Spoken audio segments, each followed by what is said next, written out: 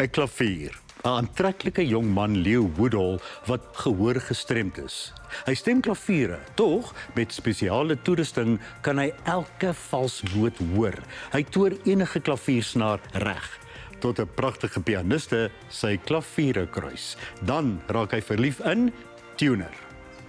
Die fliek het talle pryse by filmfeeste verower, want dis uniek. Hierdie skaam introvert rolprent beweeg stadig, maar deeglik en met aandag aan karakterisering en die held se innerlike emosies. Dit ondersoek sy siel, ook die gewetenswroging van 'n man wat ongelukkig sy gehoortalente verkeerd gebruik. Ons is die hele tyd aan sy kant en besef, hy kan nie anders nie.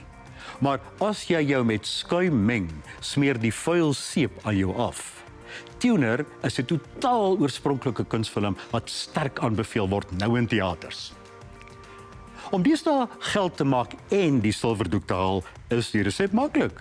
'n macho superheld met bomenslike kragte, swaardgevegte, humorsin en cool kwinkslae. Dis wat gebeur in die nuwe aksie-epos, die uitspattige Masters of the Universe.